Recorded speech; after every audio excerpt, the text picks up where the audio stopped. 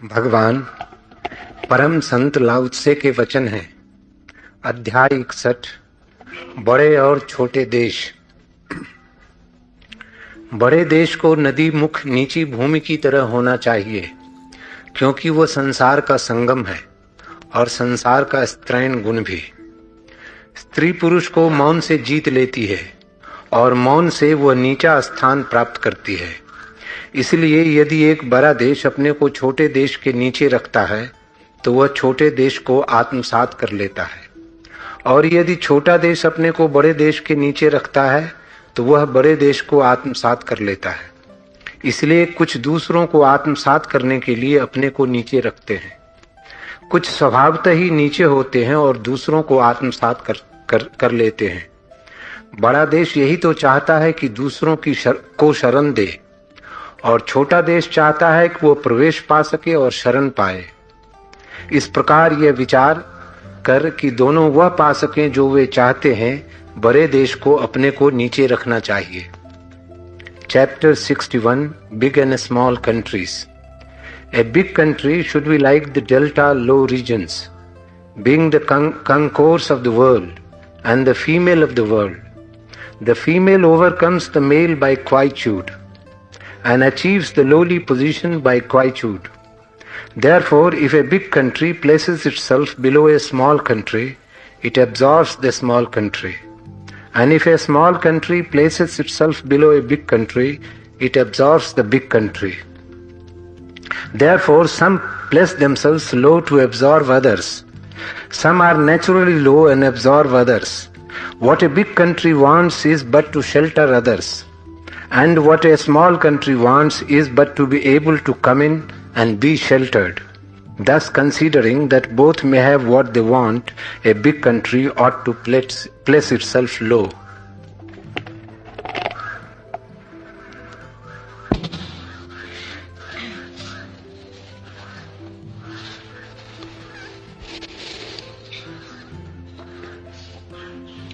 वर्षा होती है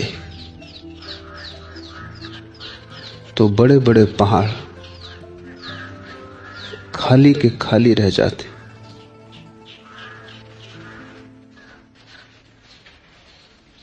झील, गड्ढे, घाटियां पानी से भर जाती, भरपूर हो जाती। पहाड़ खाली रह जाते हैं क्योंकि पहले से ही भरे हुए, अपने से ही भरे हुए। गड्ढे, घाटियां, झीलें भर जाती हैं क्योंकि वे खाली हैं। वहां जगह है, अवकाश है, दूसरे को आत्मसात कर लेने की सुविधा है।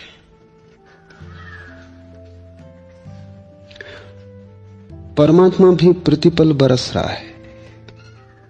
अगर तुम पहाड़ों की तरह हो, अपने ही अहंकार से भरे हुए, तो खाली रह जाओगे। अगर तुम झील, घाटियों की तरह हो, शून्य, रिक्त, तो तुम भर जाओगे। खाली रहना हो अगर, तो अहंकार से भरे रहना। भरना हो अगर, तो अहंकार से खाली हो जाना। जो शून्य की भांति हो जाता है वो पूर्ण से भर जाता है, और जो अपने को सोचता है कि मैं पूर्ण ही हूं, वो खाली ही मर जाता है। ये बड़ा विरोधाभास है, लेकिन समझो तो सीधा साफ है। जीसस ने कहा है, अपने को बचाना चाहो तो मिट जाना, और अपने को मिटाने पर ही तुले हो तो फिर अपने को बचाए रखना। जो मिटेगा वो पालेगा, और जो अपने को बचाएगा वो अपने बचाने की कोशिश में ही खो देता है। इस राज को ठीक से समझ लो। ये व्यक्ति के संबंध में भी लागू है, समाज के संबंध में भी, राज्य के संबंध में भी, देशों, राष्ट्रों के संबंध में भी। नियम तो एक ही है, फिर उस नियम की अनेक अभिव्यक्तियां हैं। नियम यह है कि तुम खाली होना सीखो। पहली बात, इस सूत्र को समझने के पहले, खाली होने की कला। गुरु के पास शिष्य बैठता है, अगर वो भरा हो कुछ भी न सीख पाएगा। तुम अगर मेरे पास भरे हुए आए हो अपने ही ज्ञान अपने ही शास्त्र से, तो तुम खाली ही लौट जाओगे। मैं लाख उपाय करूं, मैं लाख तुम्हारे चारों तरफ हवा निर्मित करूं, कुछ भी ना होगा। तुम अगर खाली ही नहीं हो तो तुम में द्वार कहां, जगह कहां है जहां से मैं प्रवेश कर सकूं? तुम्हारे सिंहासन पर तुम स्वयं ही बैठे हो, वहां और किसी को बिठाने का कोई उपाय नहीं। गुरु के पास शिष्य अगर ज्ञान से भरा हुआ है तो व्यर्थ ही समय कमाता है। गुरु के पास शिष्य खाली होकर आए तो भरा हुआ लौटता है। इसलिए तो बहुत प्राचीन समय से शिष्य को गुरु के पास आने की कला सीखनी होती थी। कला का पहला सूत्र है कि तुम जो भी जानते हो वो द्वार के बाहर ही छोड़ आना। तुम ऐसे आना जैसे तुम अज्ञानी हो, जैसे तुम्हें कुछ भी पता नहीं है। क्योंकि अगर तुम्हें कुछ भी पता है तो वो पता ही तो दीवार बन जाएगा। अगर तुम कुछ भी जानते हो तो वो जानने की अकड़ रुकावट हो जाएगी, तुम्हारी लोच समाप्त हो जाएगी, तुम्हारे द्वार बंद हो जाएंगे। फिर तुम्हारे भीतर मैं लाख उपाय करूं, तुम मुझे घुसने ही ना दोगे, तुम अपनी रक्षा करते रहोगे। गुरु से शिष्य रक्षा करता रहे तो क्या सीख पाएगा? या कि तुम गुरु से तर्क करते रहोगे। तर्क भी रक्षा है, तर्क भी तलवार की तरह है जिससे तुम अपना बचाव करते रहते हो, ताकि वही प्रवेश पा सके तुमने जिसे तुमने पहले से ही जान रखा है, ताकि तुम्हारी ही बढ़ती हो। तुम मिटो ना, बढ़ो। तुम में से कुछ बाहर ना निकल जाए, भीतर ही आए। तर्क कंजूस की तरह है जो अपनी तिजोरी के सामने रक्षा करता है। कहानियां कहती हैं कि कंजूस मर भी जाए तो सर्प होकर तिजोरी पर कुंडल मार के बैठ जाता है। वो रक्षा करता है कि जो भीतर है वो बाहर ना चला जाए। पंडित भी अपने ज्ञान की रक्षा करता है, इसलिए पंडित अज्ञानी ही मरता है। अगर तुम्हें पंडित होकर मरना हो, सही सही अर्थों में पंडित होकर मरना हो, तो तुम अज्ञानी होने को राजी हो जाना। अज्ञान यानी खाली। कबीर कहते हैं, पढ़ पढ़ जग मुआ, पंडित भयानक होए। पढ़ पढ़ के लोग मर गए और पंडित न हुए। ढाई आखर प्रेम का पढ़ा तो पंडित होए। लेकिन जिसने छोटा सा प्रेम का शब्द सीख लिया वो पंडित हो गया। क्या है प्रेम का राज? प्रेम का राज है निरअहंकारिता, खाली होना। जिस दिन तुम खाली हो उसी दिन सारे जगत की ऊर्जा तुम्हारी तरफ बहनी शुरू हो जाती। गड्ढा बन के देखो, तुम पाओगे सब तरफ से दौड़ने लगा परमात्मा तुम्हें भरने को। गड्ढा बनना हो तो दूसरी बात ख्याल रखनी जरूरी है, नीचे होना सीखो। नदी गिरती है समुद्र में क्योंकि समुद्र नदी से नीचा है। समुद्र इतना विराट है कि नदी से ऊपर होता अगर जरा सी भी अकड़ होती। विराट सागर नीचे, छोटी छोटी नदियां ऊपर, लेकिन सभी नदियों को सागर में पहुंच जाना पड़ता है। सागर की कला क्या है? क्योंकि उसने अपने को नीचा बना के बैठा लिया है। जितना नीचा सागर उतना बड़ा सागर। प्रशांत महासागर बड़े से बड़ा सागर है क्योंकि 5 मील गहरा खड्डा है। कोई बच कैसे सकेगा इस गड्ढे से? सारे जल को इसी तरफ भाग जाना पड़ेगा। सारी दुनिया की नदियां इसी तरफ दौड़ती रहेंगी। इसलिए तो इस सागर को प्रशांत महासागर कहते हैं। बड़ा शांत है। इतना नीचा जो है वो अशांत कैसे होगा? अशांति तो तुम्हारे ऊपर होने की आकांक्षा से आती। अशांति तो तुम जितने सिंहासन पर चढ़ने की कोशिश करते हो उतनी ही बढ़ती जाती है। जब तुम नीचे से नीचे हो जाते हो तब कैसी अशांति। वहां से तो तुम्हें कोई भी हटा ना सकेगा और नीचे जाने का तो कोई उपाय ना रहा। वहां से तो तुम्हारा कभी कोई अपमान ना कर सकेगा। तुमने आखिरी से आखिरी जगह चुन ली, अब पीछे हटने की जगह ही नहीं है। अब तुम हारोगे कैसे? अब तुम्हें कोई हराएगा कैसे? अब तुम परम विजय में सुदृढ़ हो गए। अब तुमने जिनत्व पा लिया। अब तुम्हारी जीत आखिरी। अब तुम अपराजेय हो। अब तुम्हें कोई भी नहीं हरा सकता। तुम उस जगह खुद ही पहुंच गए जहां हराने वाले तुम्हें पहुंचाना चाहते। और मजा यह है कि उस जगह पहुंचते ही सारी दुनिया की सभी नदियां तुम्हारी तरफ दौड़नी शुरू हो जाती। ज्ञान की, प्रेम की, प्रकाश की, परमात्मा की सभी नदियां तुम्हारी तरफ दौड़नी शुरू हो जाती। ये स्वाभाविक है कि जो जितना नीचा है उतना धनी हो जाता है। जो जितना अकड़ता है ऊपर चढ़ता है उतना निर्धन हो जाता है। इसलिए तो महावीरो बुद्ध राज्य सिंहासन से उतर आए, सड़क पर भिखारी बन के खड़े हो गए। क्या पागल थे? कुछ बात समझ में आ गई कि जितने तुम ऊपर चढ़ोगे उतने ही तुम्हारी तरफ जीवन की धाराएं बहनी बंद हो जाती। जितने तुम नीचे उतरते हो उतने ही तुम पात्र होते चले जाते हो। जिस दिन तुम गड्ढे की भांति हो जाते हो सबसे नीचे, उस दिन तुम्हारी पात्रता विराट है। उस दिन परमात्मा तुम्हें भरेगा सब द्वारों से, सब दिशाओं से, सब आयामों से। तो अगर गड्ढा बनना हो तो नीचे से नीचे हो रहना।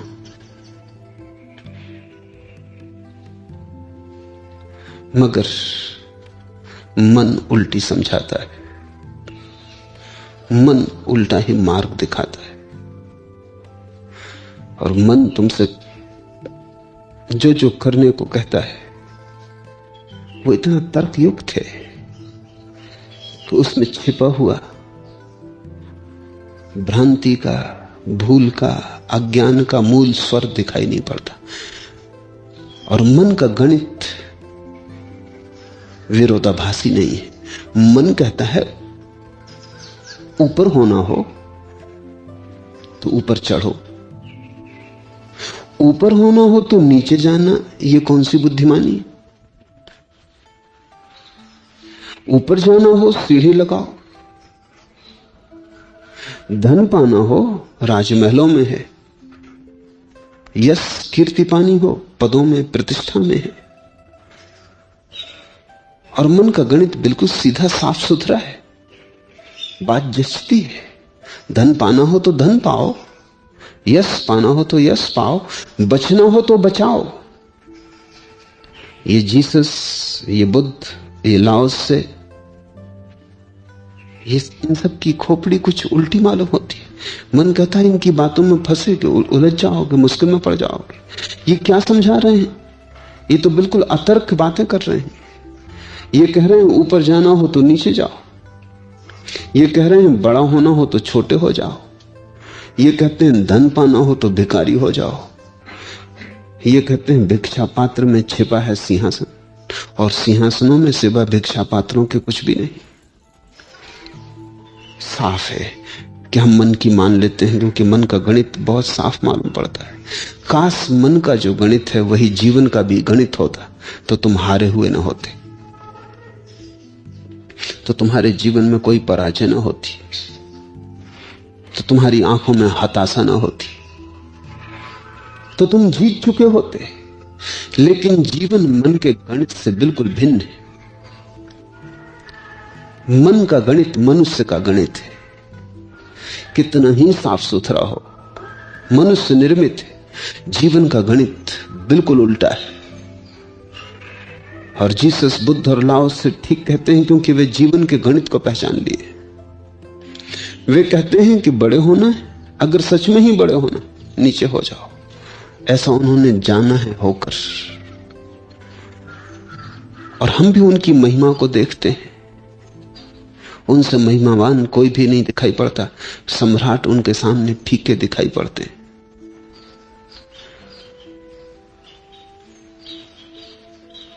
बड़े से बड़े साम्राज्य भी उनके चरण की धूल मालूम पड़ते हैं। ये भी समझ में आता है। इसलिए विभूचन और बढ़ जाती है, उलझन और बढ़ जाती है। क्या करें? मन भीतर एक गणित सुझाता है। जीवन का गणित बिल्कुल अलग है। मन के गणित को छोड़ देना संन्यास है, जीवन के गणित को पकड़ लेना संन्यास है। मन के गणित से जाग जाना होश है, जीवन के गणित को पहचान लेना बुद्धत्व है। और जीवन का गणित बिल्कुल विरोधाभासी है, पैराडॉक्सिकल है। और तुम्हें भी अपने जीवन में कभी कभी उसकी झलक मिलती, क्योंकि तुम भी जीवन से जुड़े हो। मन कुछ भी कहे, तुम भी जीवन में कभी कभी झलक पाते हो। लेकिन चूंकि मन के गणित को तुमने इतने जोर से पकड़ लिया, उन झलकों को तुम हटा देते हो। कभी तुम पे सोचते नहीं। कभी तुमने ख्याल किया कि जब तुम दूसरे के सामने झुकते हो तो अचानक दूसरा तुम्हारे सामने झुक जाता? ऐसा अनुभव तुम्हें बिल्कुल नहीं आया? जरूर आया होगा।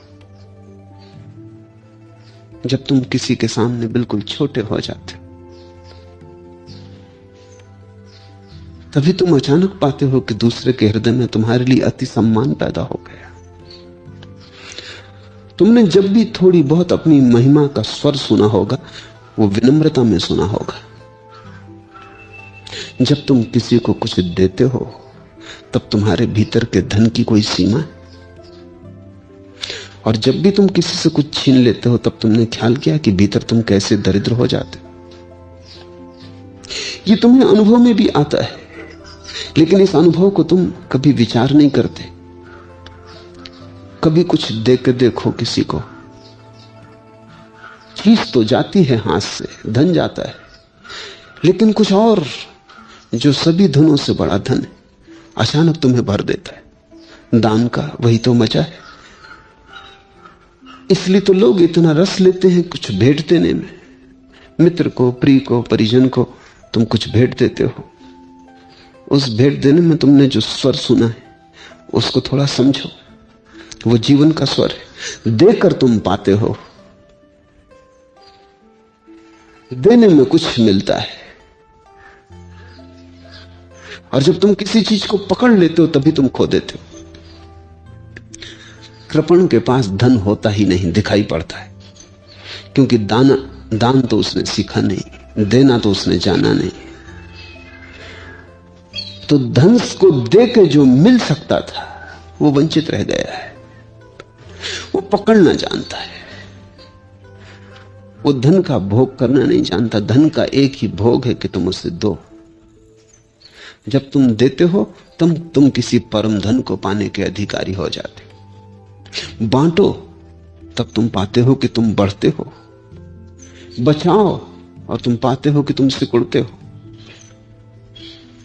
ये ऐसे ही है कि अगर तुम्हें गहरी श्वास लेनी हो, तो उतनी ही गहरी श्वास बाहर फेंकनी पड़ती है। तुम जितने जोर से बाहर श्वास फेंकते हो, उतनी ही तीव्रता से नई हवाएं तुम्हारे अंतःकक्ष को भर देती। तुम अगर भीतर की सांस को पकड़ लो, कृपण की तरह बाहर न जाने दो कि सांस तो जीवन है, इसको बचाएं, भीतर रोकें, संभालें। तुम जिस सांस को रोक रहे हो, वो मरी हुई सांस है। उससे ऑक्सीजन तो विदा हो चुका, अब तो सिर्फ कार्बन डाइऑक्साइड। उससे तुम्हारी मौत होगी, उससे तुम जीवन को ना पा सकोगे। और जितनी सांस तुम भीतर रोके रखोगे, उतनी ही नई सांस को जाने की जगह न रह जाएगी। और ध्यान रखना कि यही तुम कर रहे हो। फेफड़े में कोई 6000 छिद्र है, लेकिन अच्छी से अच्छी सांस लेने वाला आदमी भी 2000 छिद्रों तक ही ऑक्सीजन को पहुंचा पाता। 4000 छिद्र जहर से भरे रह जाते। तुम्हारा पूरा फेफड़ा कभी नई हवा को नहीं ले पाता, तुम ऐसे कृपण हो।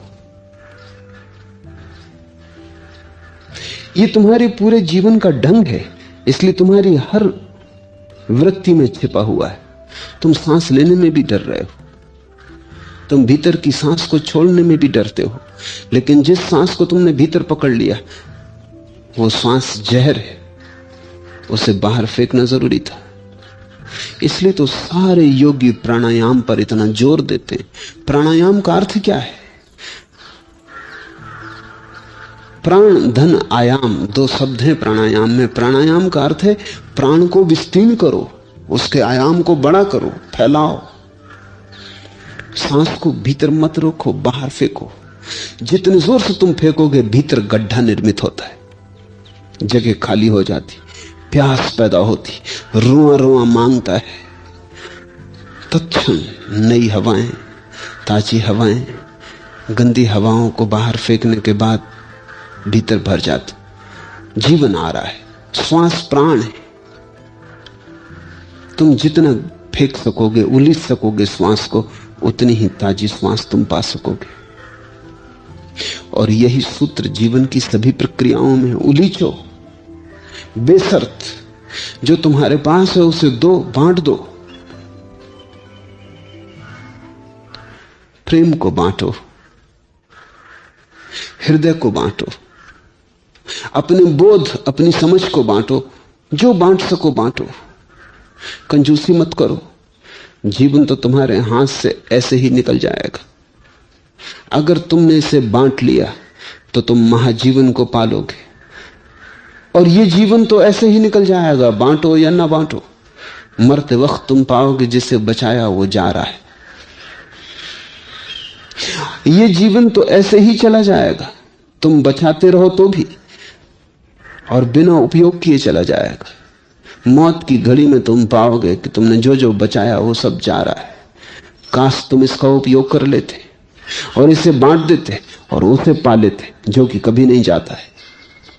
जीवन का अवसर बांटने के लिए है, ताकि तुम उसे पालो जो कभी भी नहीं खोता है, ताकि शाश्वत तुम्हारा हो जाए।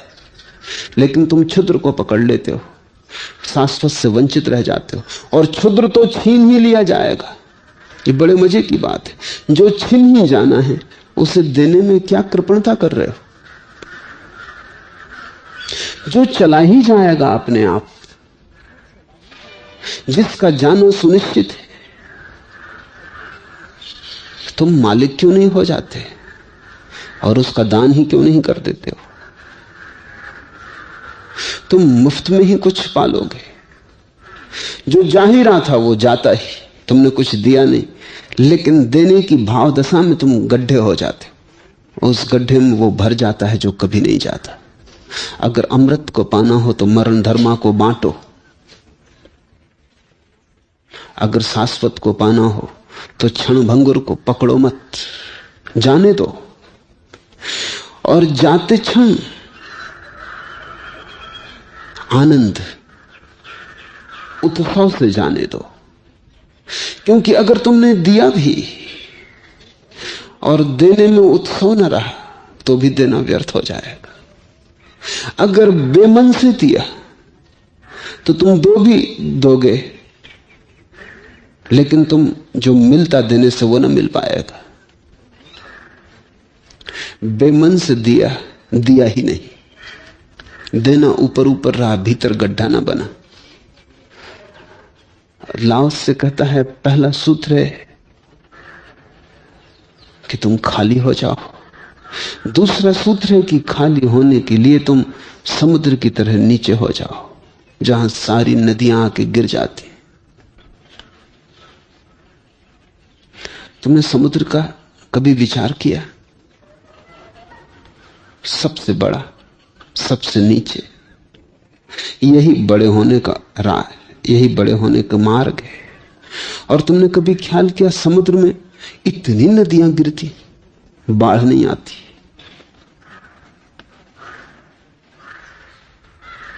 इतने बादल जाते हैं, समुद्र सूखता नहीं। क्या राज है? इतनी नदियां गिरती हैं, बाढ़ नहीं आती। गड्ढा बड़ा विराट है, तुम इसमें बाढ़ न ला सकोगे। बाढ़ तो केवल चाय की प्यालियों में आती। गड्ढा बहुत छोटा है, ना के बराबर, जरा से में भर जाता है। समुद्र में कहीं कोई बाढ़ आती?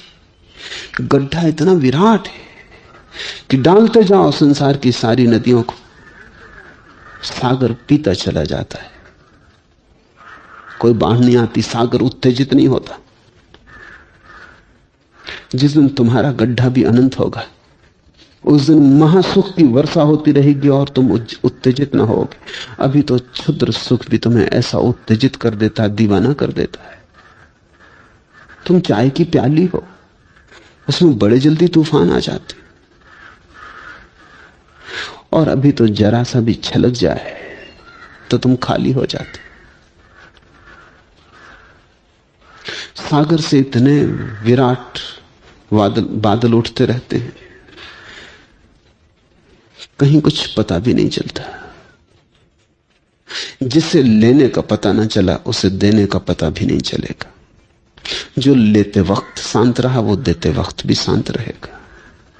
सागर अपने में रमा रहता है, जैसा है वैसा बना रहता है। सागर में उतार चढ़ाव नहीं है, बाढ़ नहीं आती, गड्ढा नहीं बनता। सागर करीब करीब अपने को अपने स्वभाव में लीन रखता है। जिस दिन तुम गड्ढे हो जाओगे, तुम्हारी लीनता भी ऐसी ही होगी।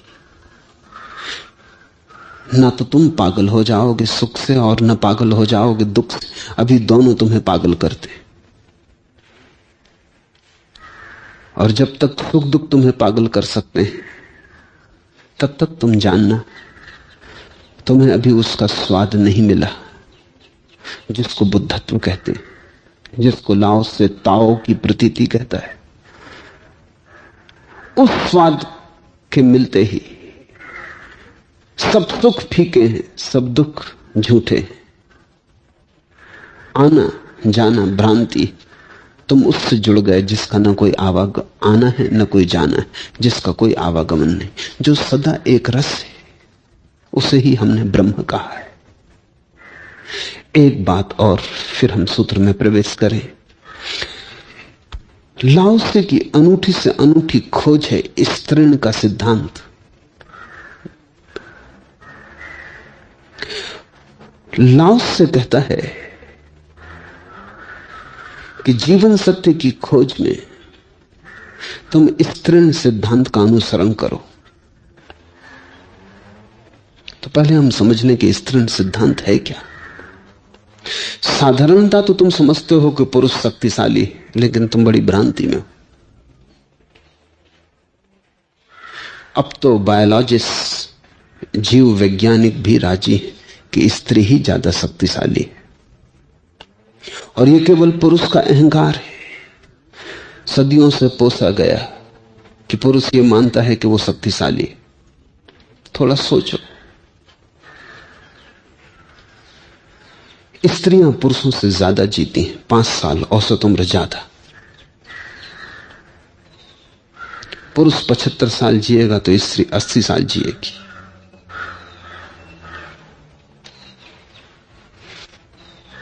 क्यों स्त्रियां पुरुष से ज्यादा जीती? अगर पुरुष शक्तिशाली है, स्त्रियां कम बीमार पड़ती,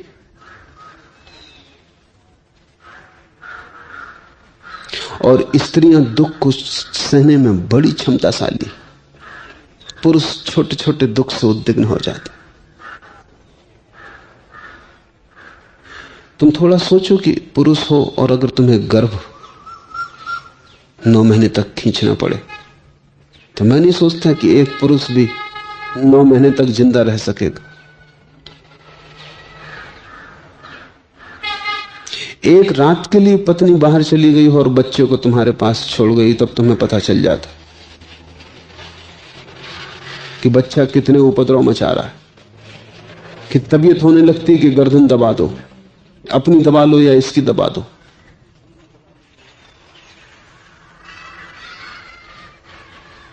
मुल्ला नसरुद्दीन एक बगीचे के पास अपने बच्चे को लेकर टहल रहा था।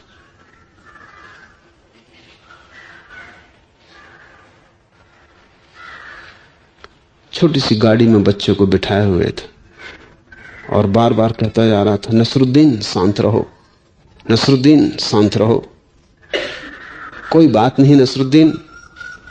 एक बूढ़ी महिला ये सुन रही थी।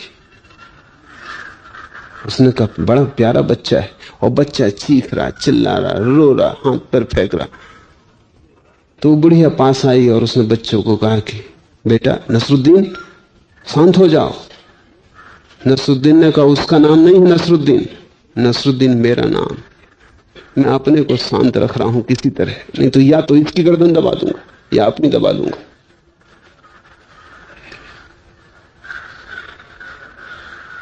स्त्री 9 महीने तक पेट में गर्भ को झेलती,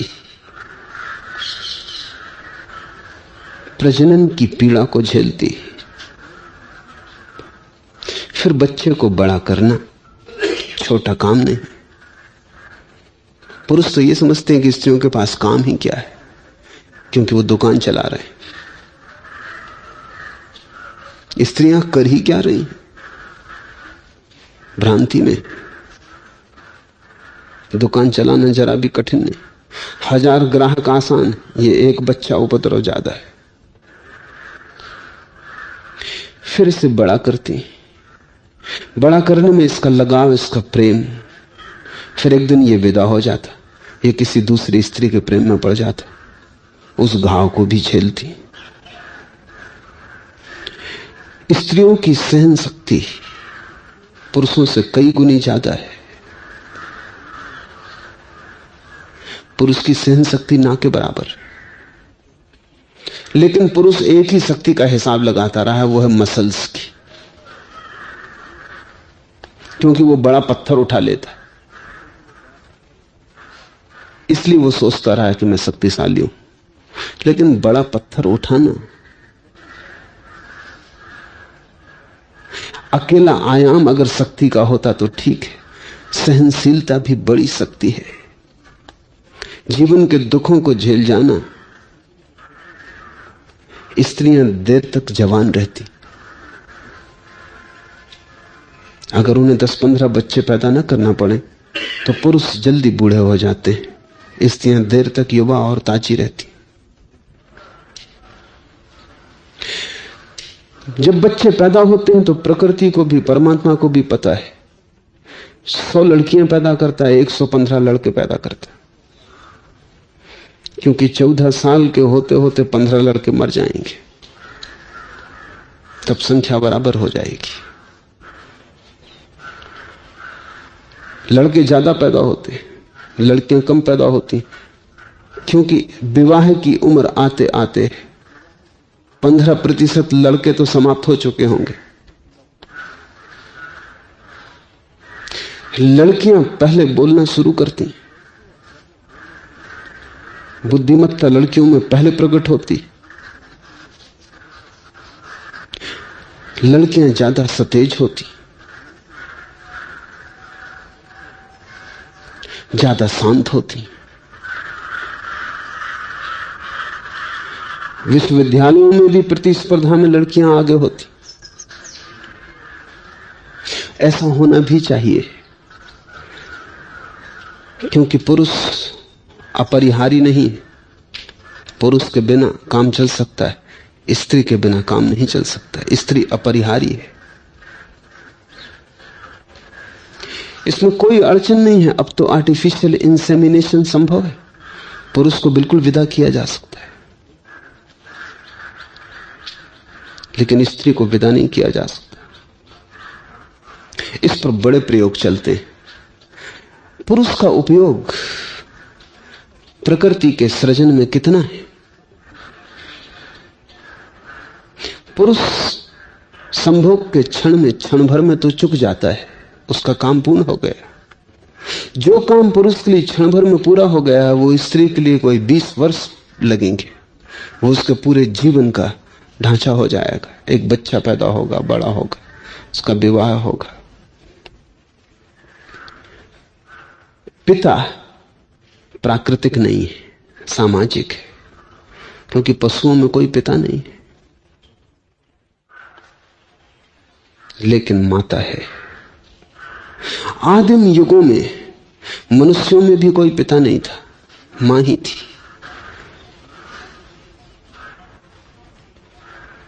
पिता तो सामाजिक व्यवस्था है, और इसलिए तो पुरुष को रोक रखना एक स्त्री के पास बड़ा कठिन काम है। पुलिस लगी है, अदालतें लगी हैं, कानून लगा है, सब भांति कि पुरुष एक स्त्री के पास रुका रहे, लेकिन स्त्री एक पुरुष के पास रुकना चाहती, कोई कानून को लगाने की जरूरत नहीं, क्योंकि पिता बिल्कुल ही अप्राकृतिक है, कृत्रिम है, उसको जोर जबरदस्ती से रोका गया है। नसरुद्दीन का बेटा अपने बाप से पूछ रहा था कि मैं कानून की किताब पढ़ रहा हूं, आखिर 2 शादी करने पे इतनी मनाही क्यों, ये जुर्म क्यों? तो नसरुद्दीन ने कहा, बेटा तुझे पता नहीं, जो अपनी रक्षा नहीं कर सकते उनकी कानून को रक्षा करनी पड़ती। अगर कानून रक्षा ना करे तो 2 पे भी नहीं रुकेगा पुरुष, फिर मुसीबत में पड़ेगा।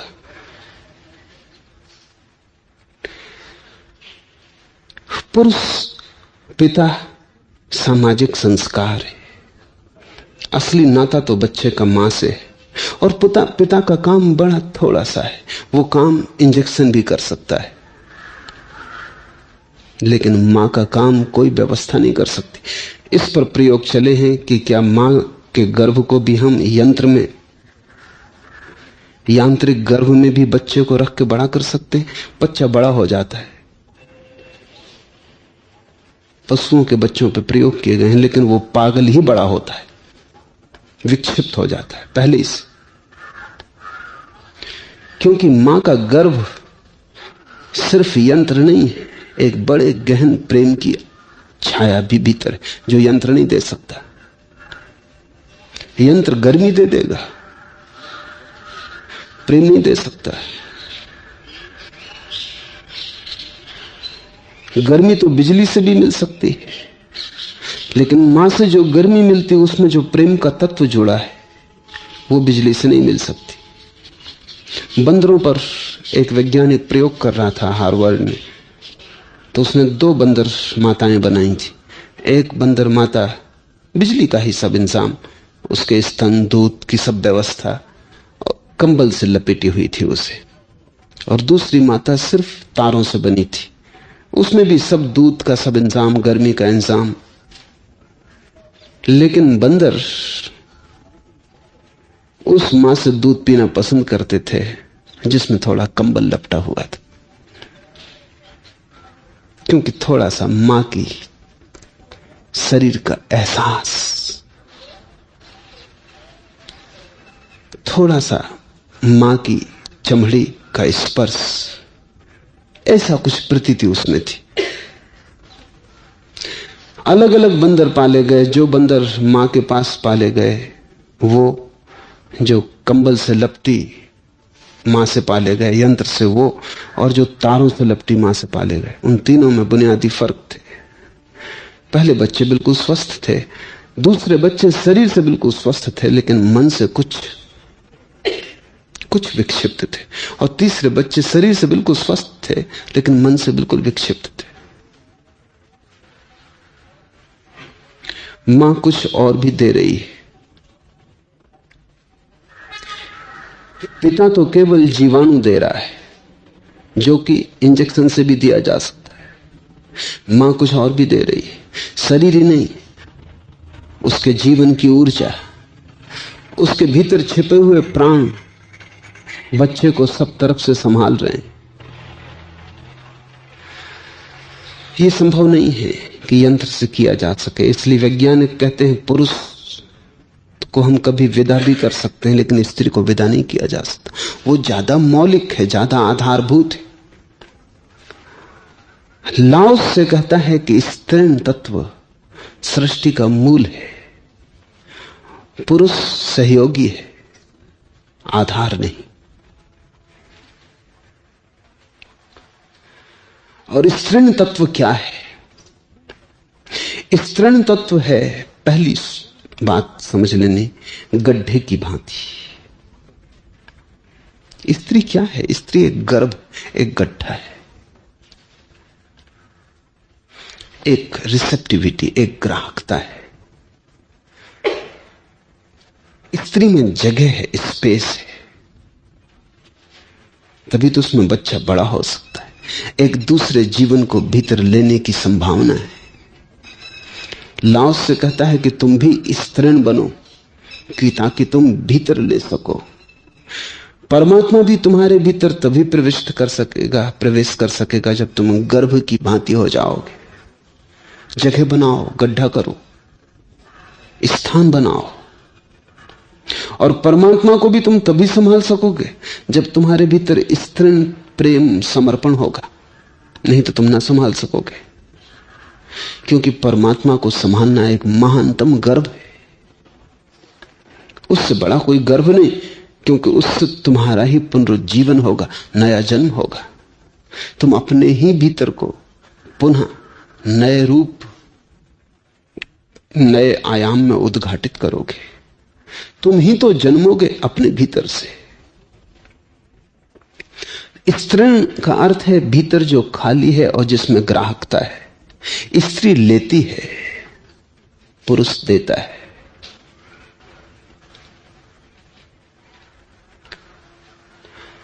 तुम लेने वाले बनो गड्ढे की भांति, क्योंकि परमात्मा तो दे ही रहा, उसकी वर्षा तो हो ही रही है। पुरुष आक्रामक है। कोई स्त्री इतना भी आक्रमण नहीं करती पुरुष पे कि उससे कहे कि मैं तुझसे प्रेम करती हूं। स्त्री प्रतीक्षा है। पुरुष की प्रतीक्षा करेगी कि वो कहे कि मैं तुझे प्रेम करता हूं। वो स्वीकार करेगी, अस्वीकार करेगी, लेकिन आक्रमण नहीं करेगी। वो राह देखेगी। जो सत्य की खोज में चले हैं उन्हें आक्रामक नहीं होना चाहिए, अन्यथा वो न पहुंच सकेंगे। पुरुष की तरह परमात्मा तक न पहुंचा जा सकेगा। अकड़ से भरे हुए, विनम्र प्रतीक्षा से, राह जोते, जैसे एक प्रेसी राह देख रही हो बैठे घर के द्वार पर अपने प्रेमी के आने की। सब तरह से आकुल, फिर भी आक्रामक नहीं। अनाक्रामक आकुलता भक्ति है। व्याकुलता पूरी है, लेकिन व्याकुलता में आक्रमण नहीं है कि उठ पड़े, कि हमला कर दे। जो भी स्त्री आक्रामक होती है वो आकर्षक नहीं होती। अगर कोई स्त्री तुम्हारे पीछे पड़ जाए और प्रेम का निवेदन करने लगे तो तुम घबरा जाओगे, तुम भागोगे, क्योंकि वो स्त्री पुरुष जैसा व्यवहार कर रही, स्त्रीण नहीं है। स्त्री का स्त्रीण होना, उसका माधुर्य इसी में है कि वो सिर्फ प्रतीक्षा करती।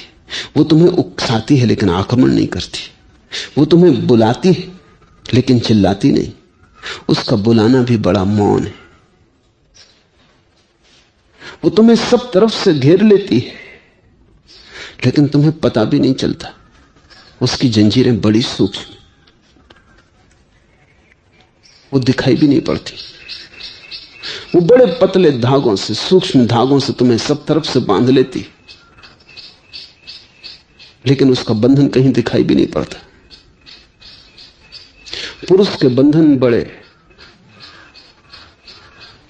पार्थिव, दिखाई पड़ने वाले।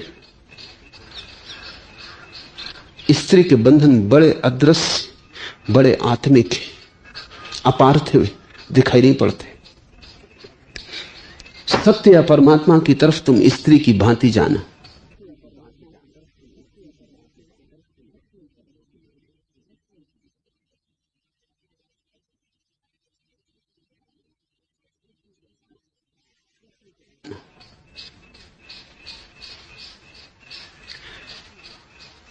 कृष्ण के आसपास जो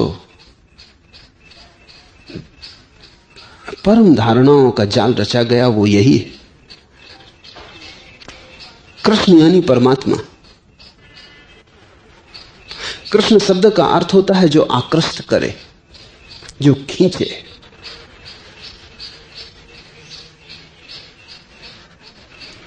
और सारा जगत उस परमात्मा की प्रेयसी है, गोपी है। धारणा यही है कि परमात्मा को पाना हो तो परमात्मा पुरुष और तुम स्त्री बन जाना, और तुम जो ताना बाना बुनो वो प्रेम का और प्रार्थना का हो, उसमें अगाध समर्पण हो, अगाध श्रद्धा हो। पर कोई भी चीज आक्रमण का रंग न ले पाए। स्त्री अपने को नीचे रखती। लोग गलत सोचते हैं कि पुरुषों ने स्त्रियों को दासी बना लिया। नहीं, स्त्री दासी बनने की कला है, मगर तुम्हें पता नहीं उसकी कला बड़ी महत्वपूर्ण है, और लाओस से उसी कला का उद्घाटन कर रहा है। कोई पुरुष किसी स्त्री को दासी नहीं बनाता। दुनिया के किसी भी कोने में जब भी कोई स्त्री किसी पुरुष के प्रेम में पड़ती, तत्क्षण अपने को दासी बना लेती, क्योंकि दासी होना ही गहरी मालकियत है। वो जीवन का राज समझती। मालिक बनने का अर्थ अकड़ है, और जो अकड़ा हुआ है वो मालिक ना हो पाएगा, वो टूटेगा। स्त्री अपने को नीचे रखती, चरणों में रखती। और तुमने देखा है कि जब भी कोई स्त्री अपने को तुम्हारे चरणों में रख देती, तब अचानक तुम्हारे सिर पर ताज की तरह बैठ जाती। रखती चरणों में, पहुंच जाती है बहुत गहरे, बहुत ऊपर। तुम 24 घंटे उसी का चिंतन करने लगते हो। छोड़ देती है अपने को तुम्हारे चरणों में, तुम्हारी छाया बन जाती, और तुम्हें पता भी नहीं चलता कि छाया तुम्हें चलाने लगती। छाया के इशारे से तुम चलने लगते हो।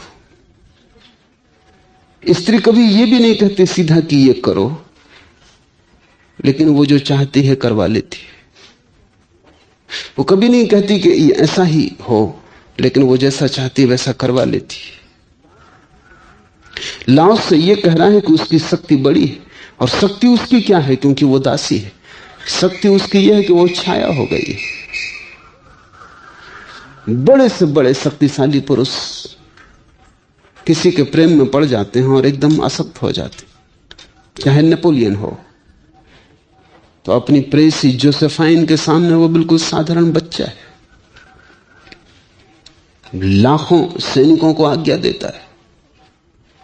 आल्प्स पर्वत को कह देता है कि मेरी आज्ञा है, पार होना ही होगा, इससे हम पार होकर रहेंगे। इसके पहले कभी पार नहीं किया था किसी सेना ने। आल्प्स को पार कर लेता है। युद्ध के मैदान पर उसका कोई मुकाबला नहीं है, लेकिन जोसेफाइन के सामने वो छोटा बच्चा हो जाता। भयंकर युद्ध चलता हो तो भी रोज एक पत्र, वो रात, आधी रात को भी मौका मिले उसे, रोज एक पत्र जोसेफाइन को जरूर लिखता है।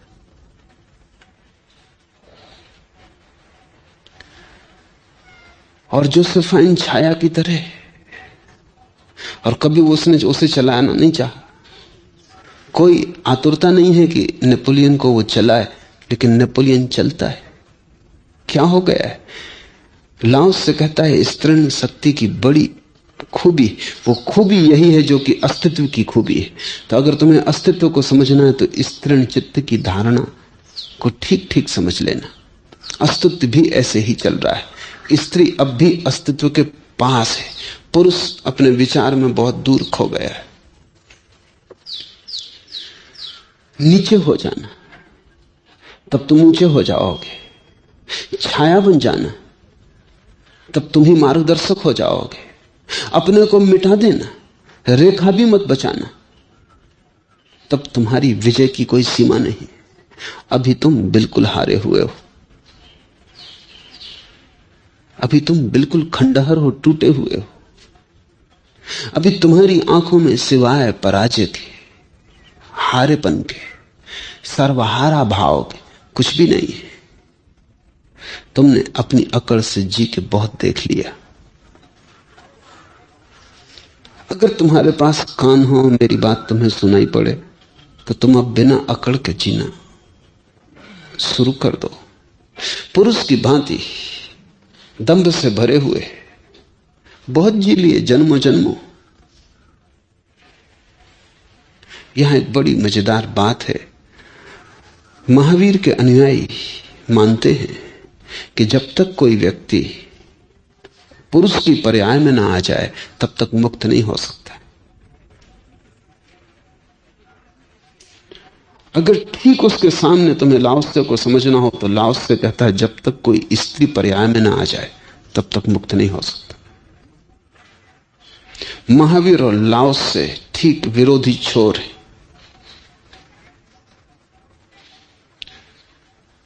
और मैं तुमसे कहता हूं कि 100 में 99 लोग लाओत्से के मार्ग से पहुंच सकेंगे, 100 में से एक ही महावीर के मार्ग से पहुंच सकता है।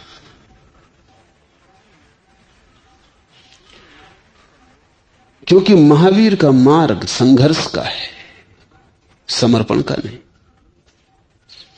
झगड़े का है। वो प्रकृति से झगड़ा है, संघर्ष है। उसमें कभी कोई एकाध ही सफल हो पाता है। लेकिन लाओत्से के मार्ग से 100 में से 99 लोग पहुंच सकते हैं, क्योंकि वो संघर्ष का नहीं, वो समर्पण का है। वो परमात्मा को जीतने की कोशिश नहीं है, वो परमात्मा के सामने हार जाने की कोशिश है। अब जो हारने को राजी हो उसको तुम कैसे हराओगे? जो जीतना ही नहीं चाहा उसकी जीत को तुम कैसे मिटाओगे? यही पुरुष और स्त्री का भाव है। पुरुष जब भी स्त्री के संबंध में सोचता है तो जीत के भाव से सोचता है कि कैसे इस स्त्री को जीतूं। स्त्री जब भी किसी पुरुष के संबंध में अपने गहन भाव में सोचती तो यही सोचती कैसे इस पुरुष से हारूं। कब वो महत्व क्षण आएगा जब मैं इस पुरुष से हार जाऊंगी।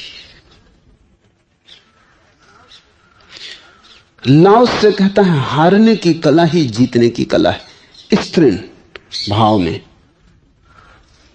और मैं भी तुमसे कहता हूं कि 100 में 99 मौके तुम्हारे लिए भी लाओत्से के मार्ग से ही खुलेंगे।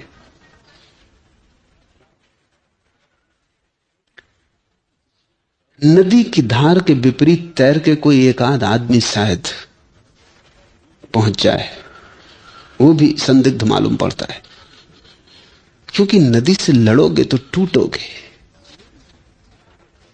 नदी की धार में बहकर सभी पहुंच सकते हैं, कमजोर भी, शक्तिशाली भी। किसी को बाधा नहीं, क्योंकि बह नहीं है धार के साथ।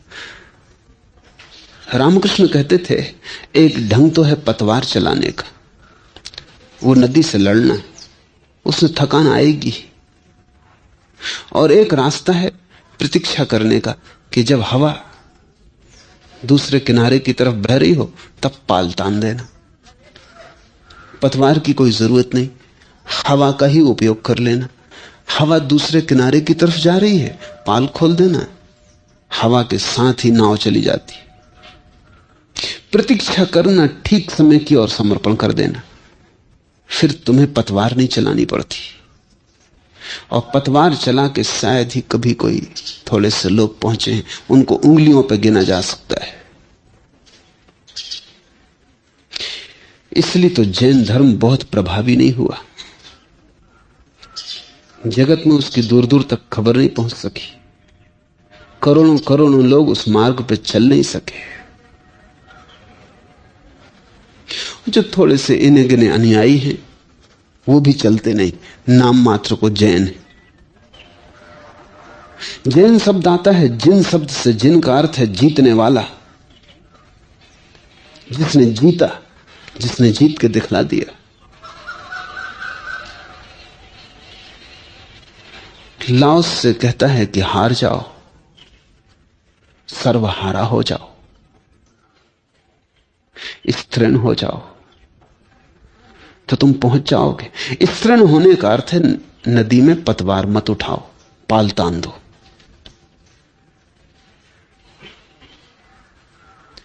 अब हम लाओत्से के सूत्र को समझें। बड़े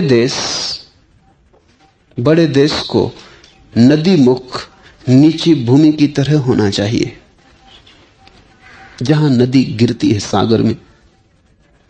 वैसा होना चाहिए, क्योंकि वो संसार का संगम है और संसार का स्त्रीण गुण है। स्त्री पुरुष को मौन से जीत लेती है और मौन से वह नीचा स्थान प्राप्त करती है। नीचे रखती है स्त्री अपने को, पीछे रखती है स्त्री अपने को, और सदा आगे रहती और सदा ऊपर रहती। कहानी है, सुनी होगी तुमने,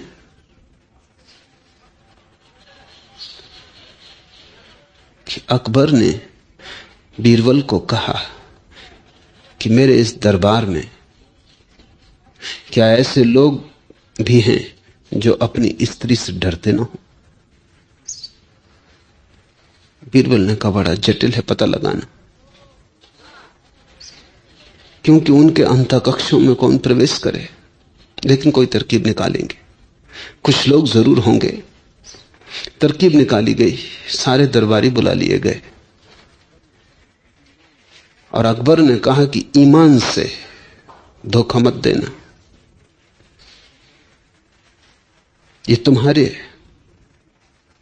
सच्चाई की कसौटी है कि जो भी लोग स्त्रियों से डरते हो, अपनी स्त्रियों से, वो एक कतार में खड़े हो जाए।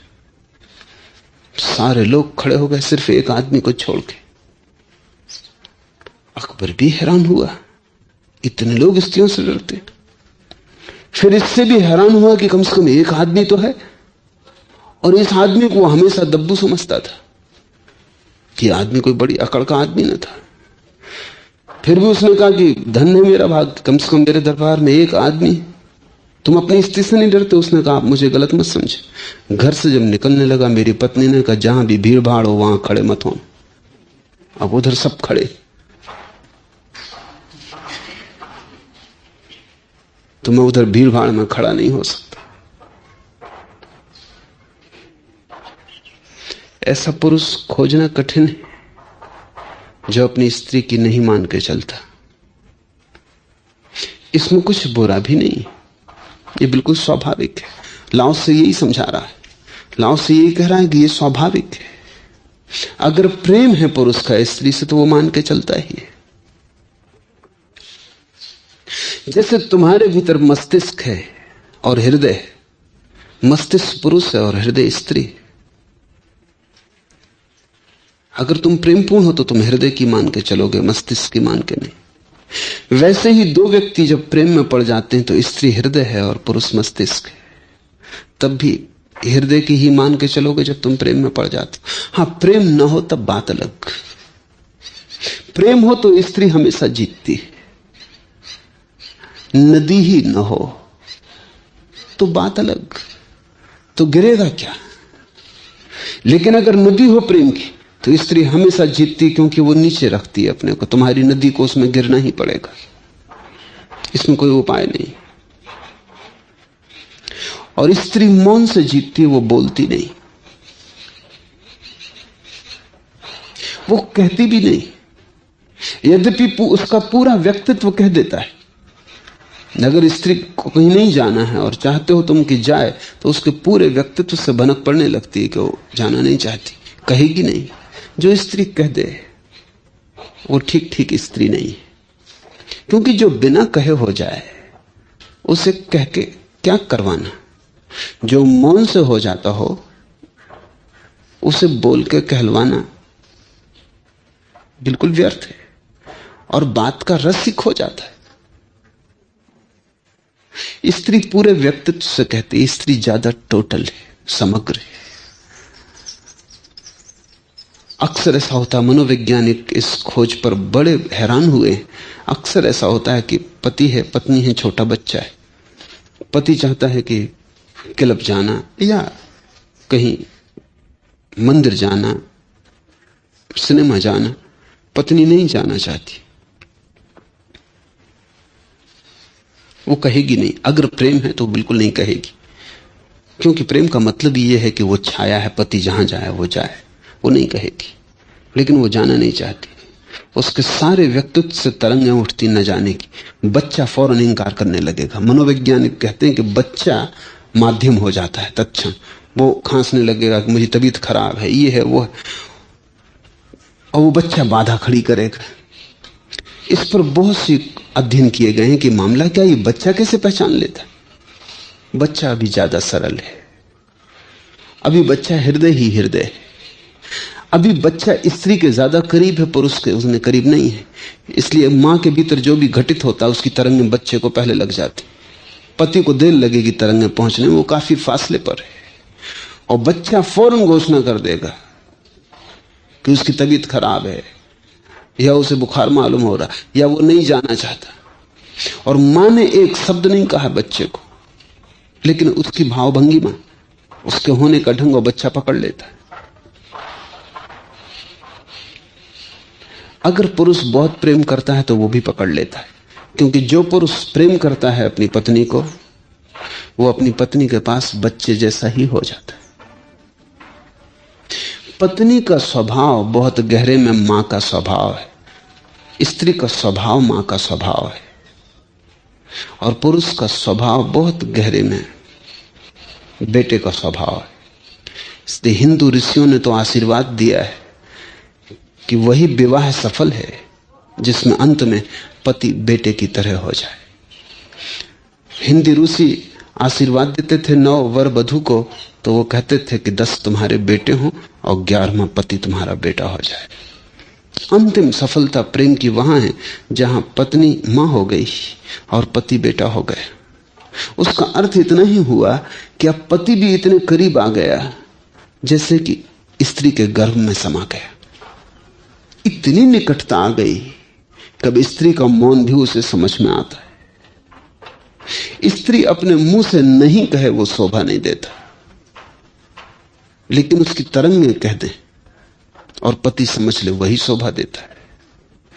छाया की तरह स्त्री रहेगी और चलाएगी, मौन रहेगी और उसका मौन भी बड़ा वाचाल है, वो मौन से कह देगी। और जहां प्रेम है वहां ये अंतरंग वार्ता समझ में आ जाती। प्रेमी बहुत ज्यादा बोलते नहीं, पति पत्नी बोलते हैं क्योंकि वहां प्रेम ज्यादा होता नहीं। प्रेमी ज्यादातर चुप बैठते हैं क्योंकि मौन इतना सुखद है कि बोलना क्या। पति पत्नी बोलते हैं कि न बोलें तो न मालूम कोई झगड़ा कलह खड़ा हो जाए, तो कुछ ना कुछ बातचीत चलाते। पति सोच सोच के कुछ बात निकालता है, ऐसा हो गया दफ्तर में, वैसा हो गया। पत्नी कुछ बात चलाती, बातचीत से भरते हैं दोनों के बीच की खाली जगह को, क्योंकि वहां खाली है। बातचीत न रही तो खालीपन एकदम दिखाई पड़ेगा, बातचीत न रही तो फासला साफ हो जाएगा। बातचीत ही जोड़े हुए है, लेकिन प्रेमी चुपचाप बैठे रहते हैं, एक दूसरे से सटे बैठे नदी के तट पर, न कुछ बोलते हैं। बोलने की कोई जरूरत नहीं, जो बिन बोले हो जाए उसे बोल के क्या कहना। जो ऐसे ही हो जाए मौन में संवाद, उसके लिए शब्द का क्या उपयोग करना। और यही घटना धीरे धीरे गुरु और शिष्य के बीच घटनी शुरू होती। बोलना तभी तक पड़ता है जब तक बिन बोले तुम न समझ सको। जब तुम बिन बोले समझने लगोगे तब बोलने की कोई जरूरत न रह जाएगी। तब तुम आओगे चुपचाप मेरे पास बैठोगे, समझ लोगे और चले जाओगे। जैसे जैसे करीब हम होने लगते वैसे वैसे बोलना न बोलना जैसा होने लगता है। अभी भी जो मेरे करीब आ गए हैं वो मैं जो बोलता हूं उससे उनका बहुत प्रयोजन नहीं। मेरे 2 शब्दों के बीच में जो खाली जगह है उससे ही उनका ज्यादा प्रयोजन। अब वे लकीरों के बीच पढ़ने लगे हैं और शब्दों के बीच सुनने लगे हैं।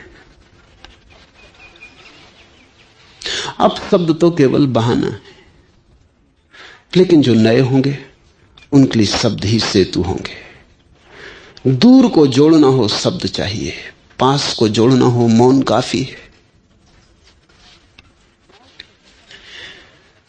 लाओस से कहता है बड़े देश को भी स्त्री जैसा होना चाहिए और छोटे देशों के नीचे रख लेना चाहिए।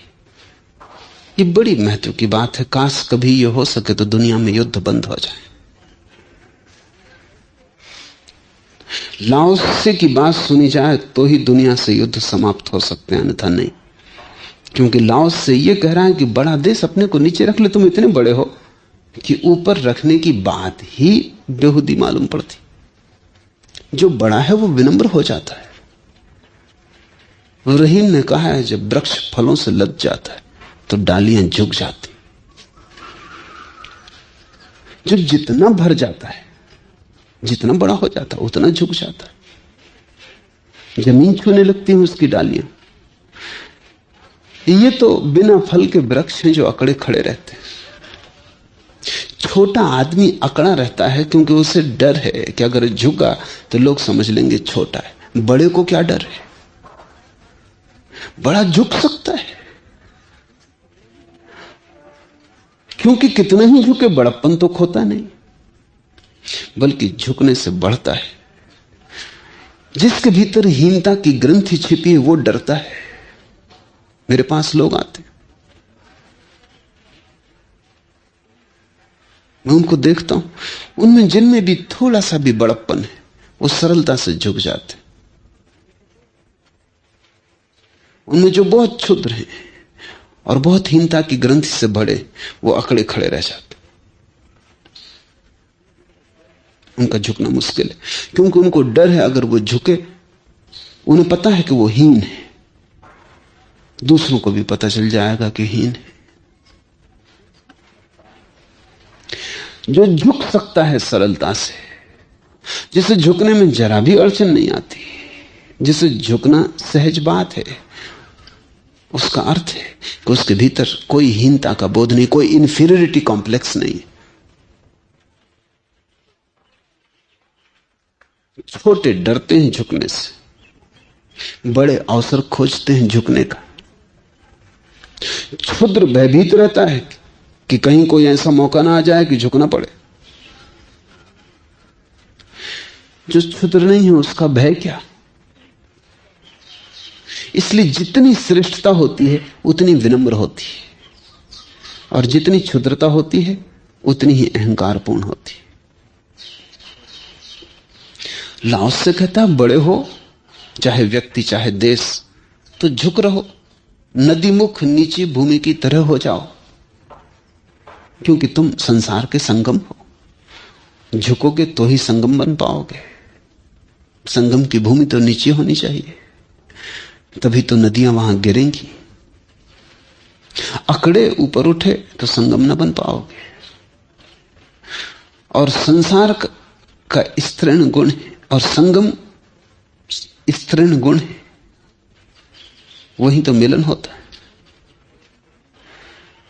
हम इस देश में संगम को तीर्थ मानते रहे। क्यों मानते रहे हैं तीर्थ? तीर्थ बड़ा विनम्र है। वहां बहुत सी नदियां आके गिरी, तीर्थ गड्ढा है, वो स्तृण गुण है। तुम भी तीर्थ में जाके झुक जाना, स्तृण गुण से भर जाना, खाली हो जाना तो भरे हुए लौटोगे। लेकिन होता उल्टा है। लोग तीर्थ जाते हैं और अकड़ के लौटते हैं। हम तीर्थयात्री, हम हज होके आए, हाजी हैं। अब उनकी अकड़ ही अलग है, अब उनके पैर जमीन पे नहीं पड़ते। तीर्थ यानी संगम, संगम यानी झुका हुआ, जहां नदियां गिर रही वहां जाके तुम भी देख लेना। इसलिए तीर्थ यात्रा उपयोगी है कि वहां देखना जो झुका हुआ स्थल है, वहां 3 नदियां गिर रही हैं। ऐसे ही तुम झुक जाना तो तुम भी बहुत सी नदियों के गिरने के स्वाभाविक स्थल बन जाओगे। कुछ करना ना पड़ेगा। संगम में कुछ किया थोड़ी है, नदियों को ना बुलावा दिया है, न खींच के नदियों को लाया गया है। ये नदियां कोई नहरें तो नहीं है, ये अपने से आई हैं, कोई इनको ले नहीं आया है। ये क्यों आई हैं? ये किसकी तलाश करती आई? ये गड्ढे को खोज रही थी जहां समा जाएं, कोई गर्भ खोज रही थी जहां लीन हो जाएं, कोई पात्र की तलाश थी जिसको भर दें।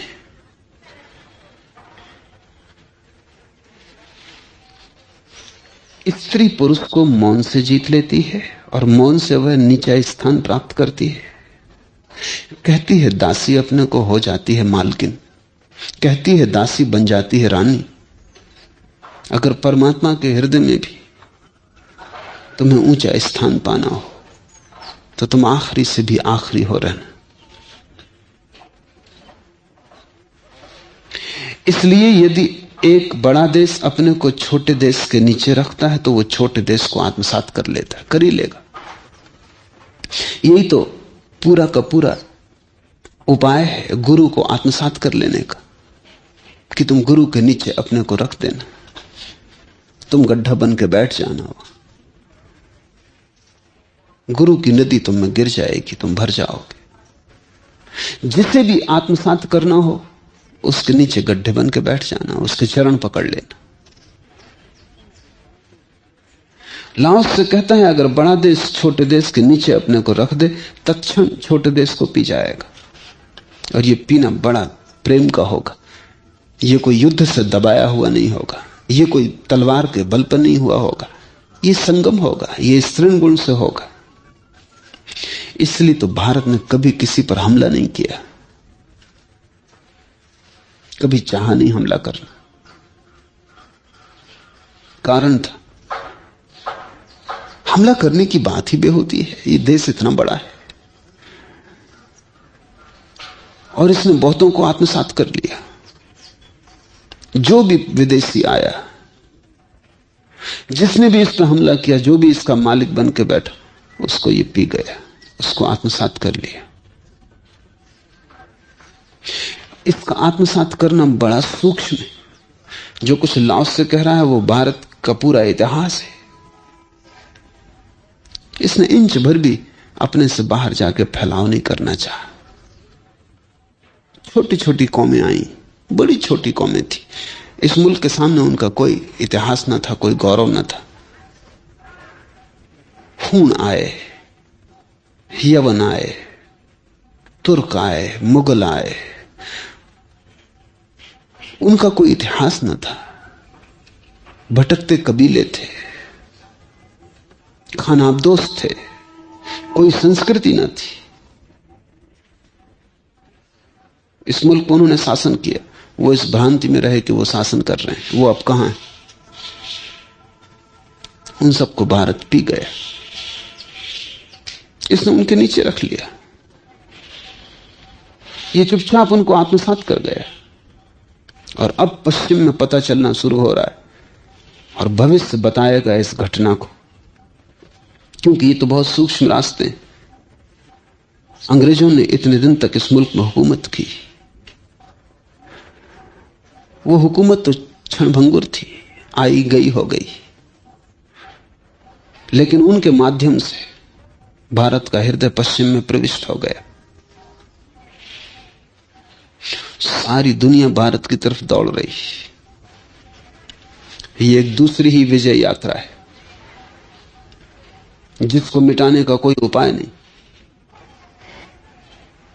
पश्चिम भारत पर हुकूमत करता रहा 200-300 वर्ष। भारत ने उसकी बहुत फिक्र न की। शासक ही फिर भारत के उपनिषद, वेद, गीता के अनुवादक बन गए।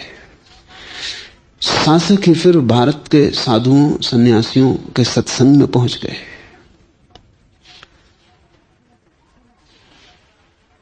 पश्चिम की हुकूमत के द्वारा ही भारत ने पश्चिम पर अपनी हुकूमत का जाल फैला दिया।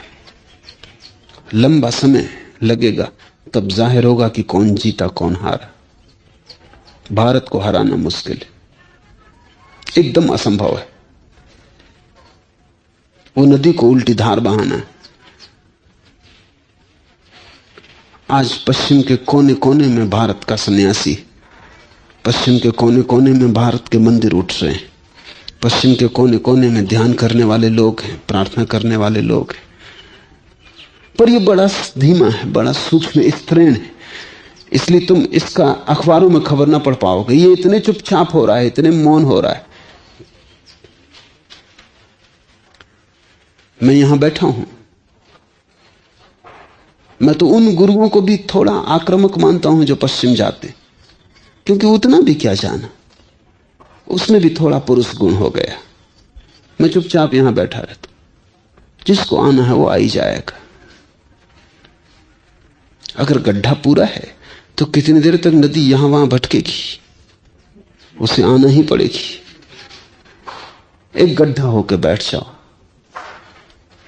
फिर दूर दूर देशों से, देश देशांतर से नदियां बहती चली आती। लाओस से कहता है कि बड़ा देश अपने को छोटे देश के नीचे रख ले तो वो छोटे को आत्मसात कर लेता है, और यदि छोटा देश भी होशियार और कुशल हो और बड़े देश के नीचे अपने को रख ले तो वो बड़े देश को आत्मसात कर लेता है। छोटे बड़े का सवाल नहीं, जो नीचे रखता है वही अंततः बड़ा हो जाता है। इसलिए कुछ दूसरों को आत्मसात करने के लिए अपने को नीचे रखते हैं, कुछ स्वभावतः ही नीचे होते हैं और दूसरों को आत्मसात करते हैं, पर सूत्र वही है, नियम वही है। चाहे तुम होशपूर्वक करो, चाहे तुम बिन जाने करो, लेकिन जो नीचे है आखिर में वही जीत जाता है। बीच में कितना ही शोरगुल मचे और नदी कितने ही उफान ले और बाढ़ आए और नदी कितने ही मंसूबे बांधे, लेकिन वो मंसूबे बीच के आखिर में गड्ढा नदी को आत्मसात कर लेता।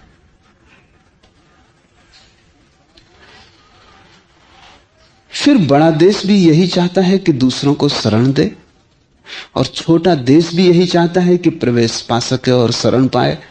इस प्रकार ये विचार कर कि वो दोनों वो पा सकें जो वे चाहते हैं, बड़े देश को अपने आप को नीचे रख लेना चाहिए, क्योंकि छोटे देश को नीचे रखने में वही अड़चन होगी जो छोटे आदमी को नीचे रखने में होती। उसका अहंकार, हीनता का बोध कि मैं छोटा हूं, अड़चन देगा। बड़े को तो कोई हीनता नहीं है, वो नीचे रख सकता है।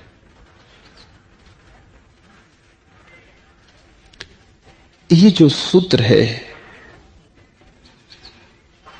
राष्ट्र, समाज, व्यक्ति सबके लिए लागू है, क्योंकि नियम एक है। जीतना हो, हारने को मार्ग बनाओ, पाना हो, खोने की विधि सीखो,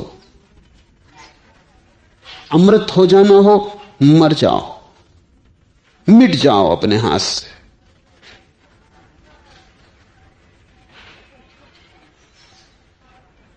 अगर सब पाना हो, सब छोड़ दो और तुम अपराजय हो जाओगे। मैं इसे ही जिनत्व कहूंगा, और जो बिना लड़े मिलता हो उसको लड़के लेने वाला ना समझ। कबीर ने कहा है कि जो काम सुई से हो जाता हो तलवार क्यों उठाते हो?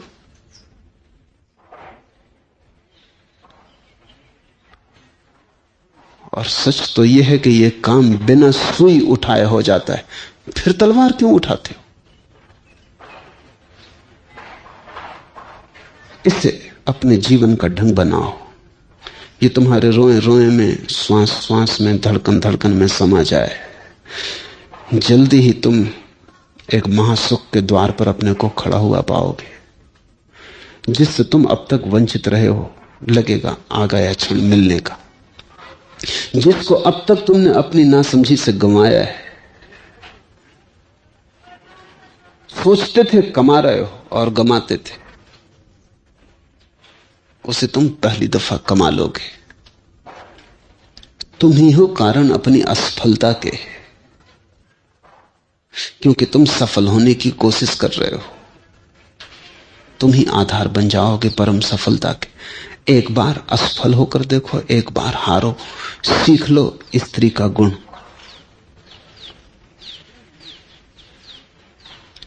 स्त्रीण गुण इस जगत में सबसे प्रबल शक्ति है, उससे बड़ी कोई शक्ति नहीं। आज इतना।